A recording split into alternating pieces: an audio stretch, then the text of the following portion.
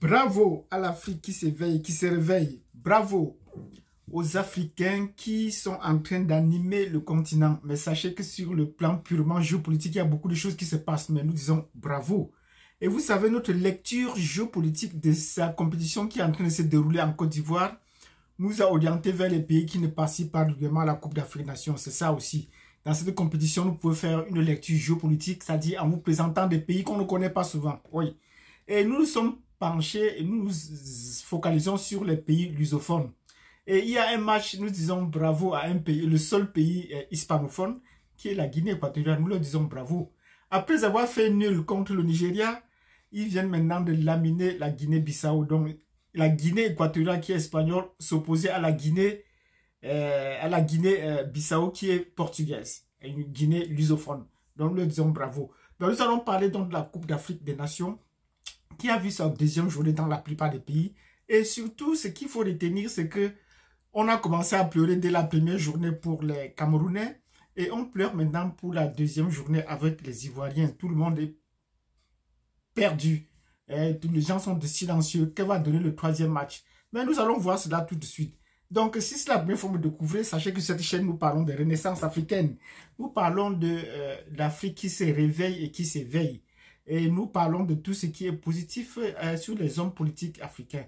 Donc, si c'est la première fois, mettez-nous des pouces, mettez-nous de nombreux pouces. Abonnez-vous et cliquez sur la cloche de notification. Si vous êtes déjà abonné, partagez cette vidéo parce que là, nous allons faire une lecture géopolitique de la CAN et les conséquences des premiers matchs qui se sont déjà déroulés.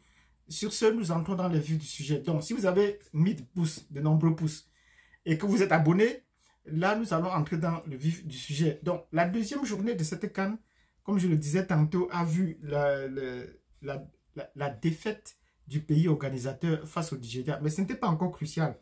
Parce que en 1984, lorsque le Cameroun éliminait la Côte d'Ivoire, on avait déjà quitté la phase des poules. C'était l'élimination directe. Donc là, bon, peut-être à l'époque, ça faisait moins, mais il n'y a pas beaucoup de confrontation entre les deux. Comme aujourd'hui, c'est le cas. Mais en Côte d'Ivoire, c'est le deuil. Ils ont déjà dormi très tôt et puis ils sont inquiets pour la suite. Et c'est maintenant que j'apprends, au regard de toute l'actualité géopolitique qui se passe en Afrique, même les clubs africains, des plus pères des pays depuis plusieurs générations, ont adopté des entraîneurs nationaux. Mais c'est avec cette compétition que j'apprends que l'entraîneur est encore... L'entraîneur ivoirien est plutôt encore un étranger, oui. Les Ivoiriens aiment bien les Blancs, les Ivoiriens aiment bien les étrangers. Et jusqu'à ce moment où on compte au bout des doigts le nombre des entraîneurs étrangers sur le continent africain, on trouve la Côte d'Ivoire encore à sa tête. À ce moment, avec toute la panoplie des entraîneurs nationaux qu'ils ont, un entraîneur blanc à sa tête, un vieux entraîneur blanc dans sa tête. Oh, nous sommes courage aux Ivoiriens parce que ils aiment bien les étrangers et ils aiment particulièrement les blancs. Oui, il faut le dire, nous ne le cachons pas, ils aiment particulièrement les blancs. Et voilà le résultat, il ne faut pas qu'ils se plaignent qu'ils vont chasser d'entraîneurs. Non, ça fait partie de leur culture, de leur tradition, de toujours aimer les étrangers à la tête de leur pays pour les représenter, soit sur le plan sportif, soit sur le plan politique. Vous savez, j'en ai parlé déjà. Le président de la Côte d'Ivoire, ses origines sont douteuses. Le président du pays, ses origines ne font pas de doute. Et ils ont toujours des communicateurs politiques africains, au fait camerounais, dans leur parti politique pour le diriger. Ils aiment bien les étrangers pour les représenter sur le plan international. Nous leur disons bravo, beaucoup de courage. Bon, maintenant qu'ils ont échoué devant le Nigeria, que le Nigeria les a attribué une petite fessée, parce qu'on appelle ça une petite fessée, ils ne sont pas encore sortis. Est-ce qu'ils vont s'en sortir devant la Côte d'Ivoire? Est-ce qu'ils vont sortir devant la Guinée équatoriale au prochain match? Quand on voit quand on voit déjà que la Guinée équatoriale est déjà en tête de sa poule. Donc nous leur disons beaucoup de courage. Nous ne saurons pas comment est-ce qu'ils vont s'en sortir parce que même s'ils font un nul, ils ne seront pas en très bonne position dans ces conditions-là. Et le Nigeria, pour eux, face à la Guinée-Bissau, en principe, ça devait être une balade de santé pour eux.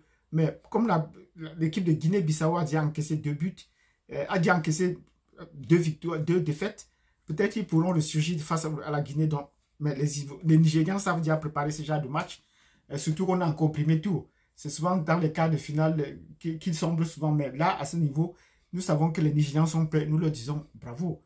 Donc, nous disons également bravo à la Zambie qui a bien joué face qui a quand même bien joué, comme je porte le maillot, Zambien, qui a quand même bien joué face au Congo, qui a déroulé vraiment le tapis, qui a montré qu'ils sont capables de savoir faire circuler le ballon. Nous disons bravo à la RDC Congo. Ils ont les joueurs partout dans le monde entier, donc ce ne serait pas une surprise s'ils vont un peu plus loin dans cette compétition.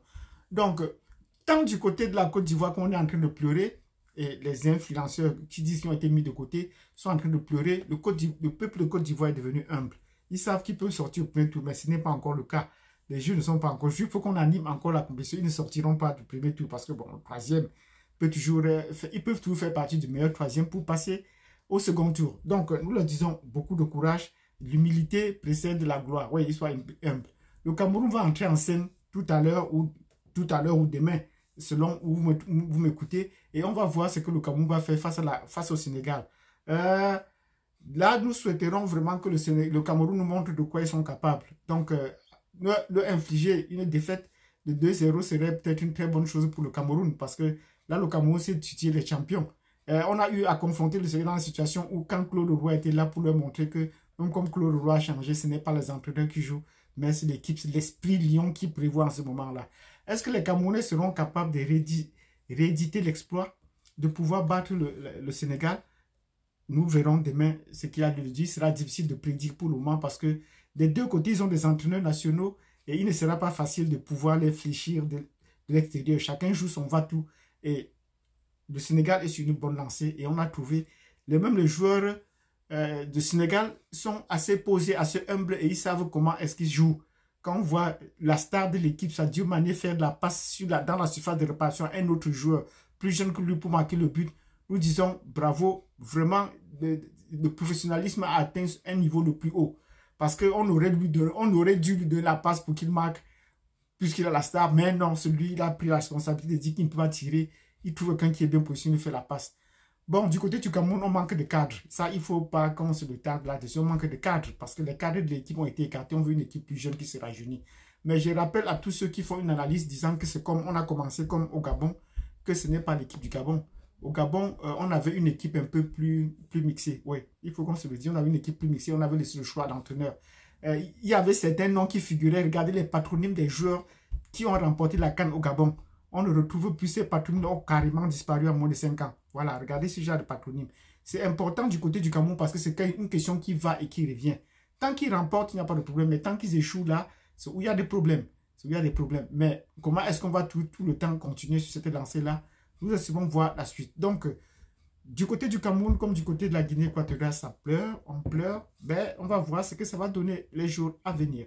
Donc, nous disons bravo à tous ces pays lusophones qui ont fait bonne figure jusqu'à présent, hormis la Guinée-Bissau. Les autres pays font belles prestations. Et nous attendons voir la suite du Cameroun pour continuer soit à pleurer avec eux, soit à célébrer autrement. Donc, si vous avez aimé cette vidéo, mettez-nous des pouces, mettez-nous de nombreux pouces, abonnez-vous. Cliquez sur la cloche de notification et nous vous donnons rendez-vous à la prochaine vidéo pour une lecture géopolitique des pays qui participent à cette compétition. Sur ce, nous vous disons à bientôt.